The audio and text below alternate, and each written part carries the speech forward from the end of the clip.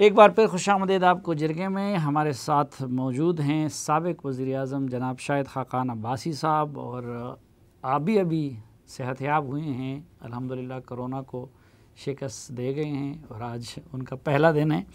तो सबसे पहले तो मुबारक हो, और अल्लाह आपको मुस्तक़बिल में भी इस तरह की वबाओं से महफूज रखे। कैसे गुज़रा कोरोना का वक्त? ये एक मुश्किल बीमारी है क्योंकि इसमें असरात नज़र नहीं आते, लेकिन जिस्म जो है बड़ा कमज़ोर पड़ जाता है। मुझे सिर्फ बुखार हुआ चंद दिन, उसके अलावा कोई ज़ाहिरी असरात नहीं थे, लेकिन बिल्कुल ही एक कमज़ोरी का एहसास और एक बेचैनी का एहसास रहता है। और इसमें थोड़ी इंसान को जो साइकोलॉजिकल एस्पेक्ट हैं, इमोशनल एस्पेक्ट है ना, उनको ज़रा कंट्रोल में रखना पड़ता है। ये आपने अपने आप को आसाबी तौर पर इतना स्ट्रॉन्ग कैसे किया हुआ है? जेल को भी आप एंजॉय कर रहे थे, जेल के दौरान बीमारी थी, आप बता नहीं रहे थे लोगों को। अब कोरोना का भी आपने बड़ी अल्हम्दुलिल्लाह जवां वर्दी से वो किया है। कौम भी सीखे ना कि आसाबी तौर पर आप किस तरह अपने आप को स्ट्रॉन्ग कर सकते हैं। ये आपकी मेहरबानी है। आसाबी तौर पर जोर होता है, थोड़ा सा हिम्मत पैदा करनी पड़ती है कि या आप हालात के सामने हथियार डाल देते हैं या उसका मुकाबला करते हैं। तो मैंने देखा है कि जो लोग मुकाबला करते हैं वो ज़रा बेहतर रहते हैं। अच्छा, पहले तो आपको बड़े सोचो विचार और पढ़ने का मौका मिला जेल में जी, और अब फिर मौका मिला कोरोना का जी। तो किस नतीजे तक पहुँचे? इस मुल्क के लिए इस वक्त सबसे बड़ा ख़तरा वो कोरोना की वबा है, मौजूदा हुकूमत है, या अपोजिशन की नाअहली है? आपने बड़ा मुश्किल सवाल कर दिया।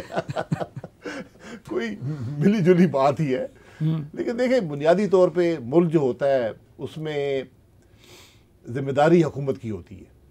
अपोजिशन तो तनकीद कर सकती है, ये मुतबादिल राय दे सकती है। हुकूमत अगर नाकाम हो जाए तो फिर मसाइल पैदा होते हैं। आज बदकिस्मती से मैं यकीनन बात करूँगा तो आप सियासी बात कहेंगे, लेकिन हुकूमत मुकम्मल तौर पर ख़त्म हो चुकी है। मुल्क में हुकूमत नामी कोई चीज़ नहीं है, कोई डायरेक्शन नहीं है मुल्क के लिए, कोई रास्ता नज़र नहीं आता। मईशत तबाह हो चुकी है, कोरोना के बारे में कोई पॉलिसी नहीं है, सूबों से ताल्लुकात क्या होंगे। यानी मैं तो 2 साल हुकूमत के देखता हूँ और कोई मुस्बत चीज़ ढूंढने की कोशिश करता हूँ, मुझे नज़र नहीं आती। यकीन करें, मुझे कोई मुस्बत काम इस हुकूमत का नज़र नहीं आता। लेकिन इस दौरान आपको अपनी जमात का और अपोजिशन का कोई मस्बत किरदार नज़र आ रहा है? बल्कि आप अपोजिशन तो नज़र ही नहीं आ रही है। जिस तरह हुकूमत गायब है, इस तरह अपोजिशन भी नज़र नहीं आ रही। देखिए, अपोजिशन कोई हमलावर नहीं होती किसी चीज़ पर। ये आप कह सकते हैं कि शायद पार्लियामेंट के अंदर हमारा वो किरदार नहीं रहा जो होना चाहिए था। उसकी भी वजूहात हैं, लेकिन अपोजिशन ने अपना रोल अदा किया है, तनकीद भी की है, उसने मुतबादिल राय भी दी हैं। जो हुकूमत की नाकामी है, करप्शन है, उसको भी उठाया है। लेकिन ये मैंने पहली दफ़ा देखा है कि हुकूमत ने एक मनसूबाबंदी के तहत मफलूज किया है पार्लियामेंट को और मफलूज किया है मीडिया को। जितना मीडिया कंट्रोल आज है, मैं नहीं समझता हूँ कि पाकिस्तान की तारीख में कभी हुआ है। लेकिन ये मसाइल है। लेकिन हमसे ज़्यादा आपकी लीडरशिप को मफलूज नहीं किया हुआ है। मसलन इस दौरान हमें मियाँ नवाज शरीफ साहब का, तो चलो वो बीमार है, मरियम बीबी का हमें कोई किरदार नज़र नहीं आ रहा। मियाँ शहबाज शरीफ साहब की लाइन कुछ और नज़र आती है।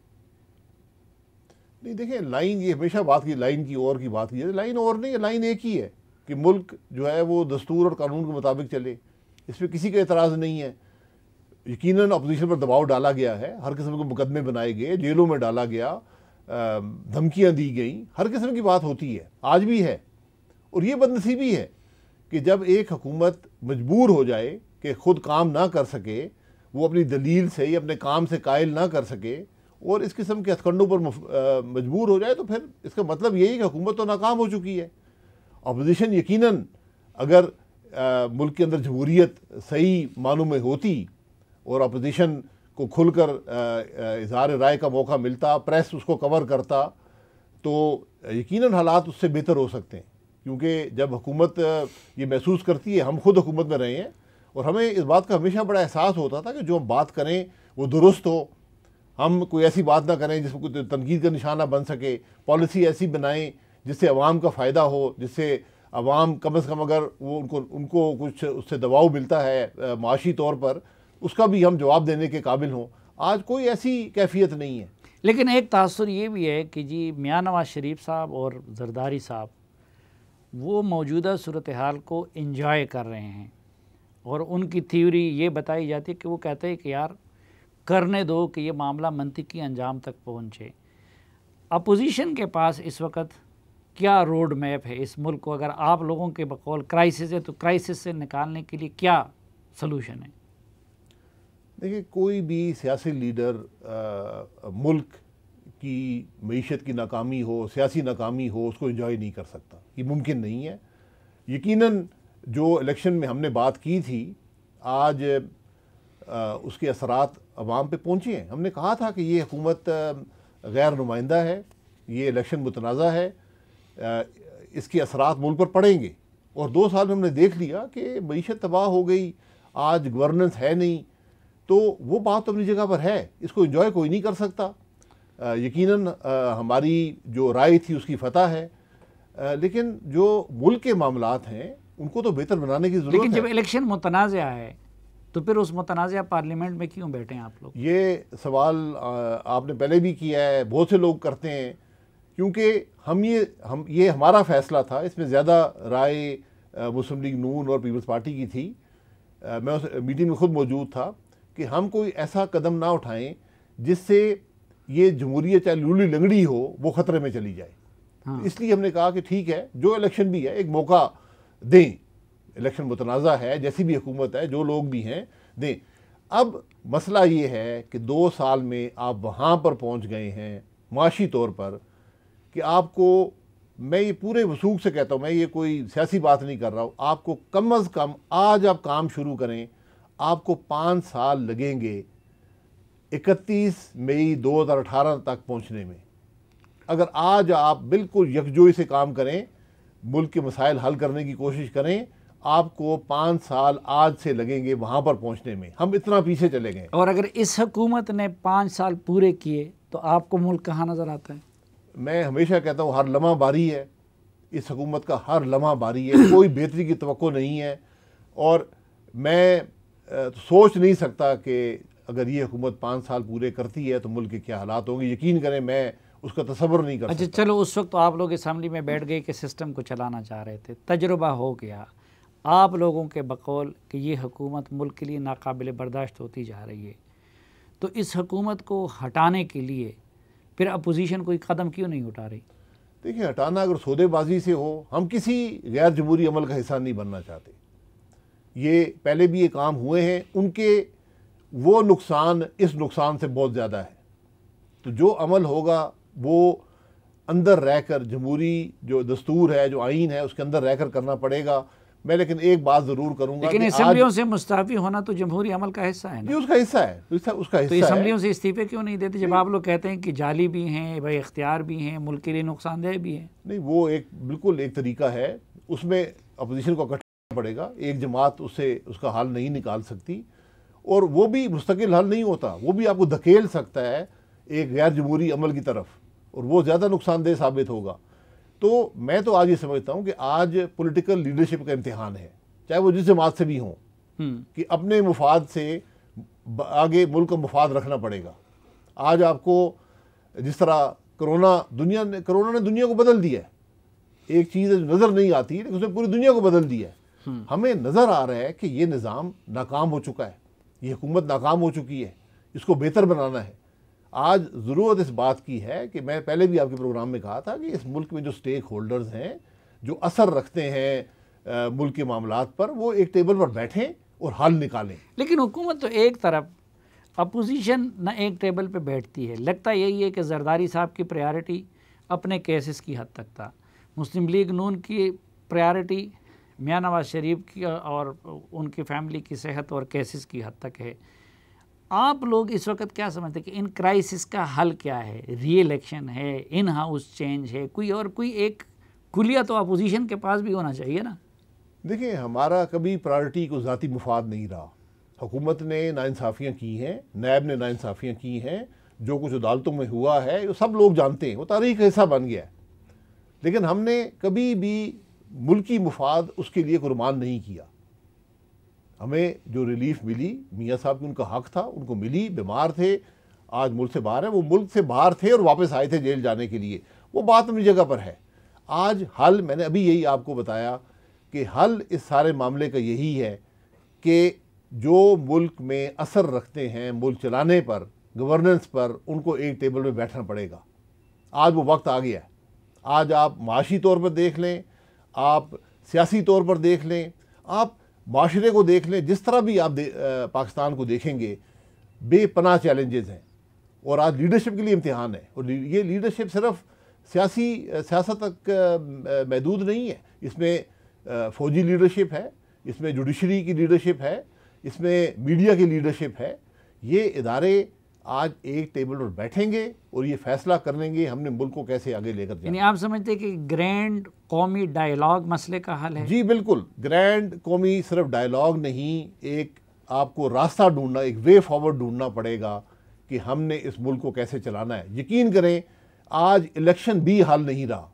हालांकि मैं इस बात का सबसे बड़ा हामी हूँ कि इलेक्शन होने चाहिए, लेकिन इलेक्शन होने से पहले आपको ये तय करना पड़ेगा ये मुल्क चलेगा कैसे, क्योंकि जिस तरह आज मुल्क के हालात हैं ये मुल्क नहीं चल सकता। अच्छा, ये ग्रैंड कौमी डायलॉग, इसको बुलाए कौन, इसको लीड कौन करे, उसका दाई कौन बने? देखिए, जब भी ऐसा डायलॉग होता है, ये डायलॉग आइन से बाहर नहीं है।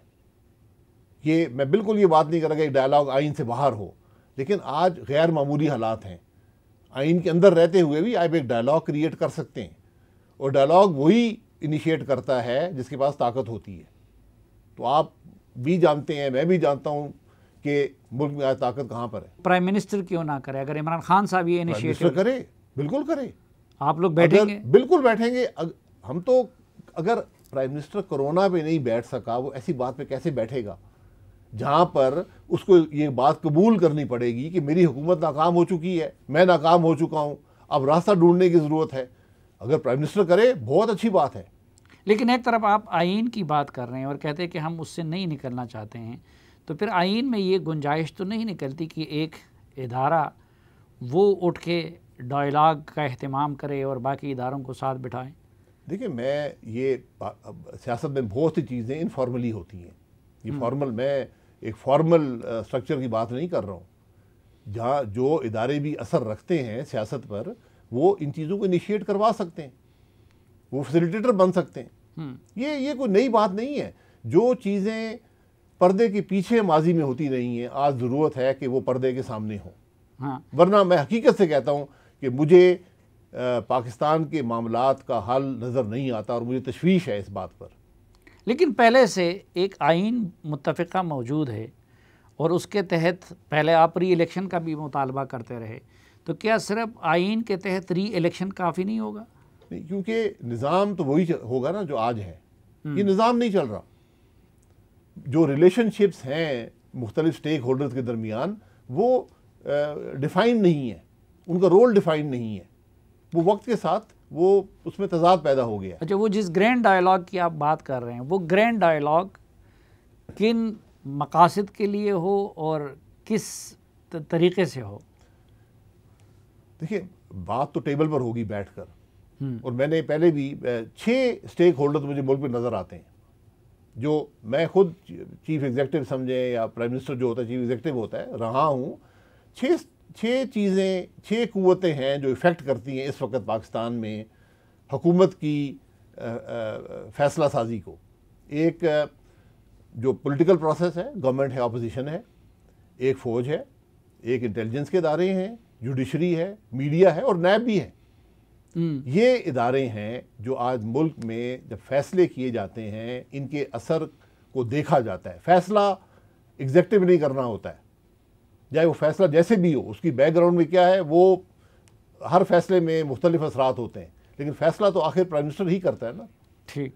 तो जब वो फैसला करता है, ये सारी कुव्वतें असरअंदाज होती हैं।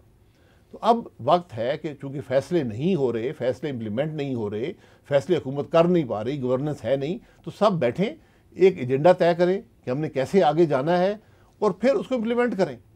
ये कौमी आप भी समझते हैं कि मुल्क का मुफाद किस में है, मैं भी समझता हूँ। टेबल पर बैठ कर फैसला कर लें कि हमने क्या फैसले करने हैं जिससे मुल्क आगे चलेगा। ये इतनी बात है, मुफाद को सबसे बालातर रखेंगे तो काम चलेगा। ठीक, नाज़रीन एक मुख्तसर सी ब्रेक लेते हैं, वापस आएंगे तो शाहिद खाकान अब्बासी साहब के साथ गुफ्तगू का सिलसिला आगे बढ़ाएंगे। हमारे साथ रहिए।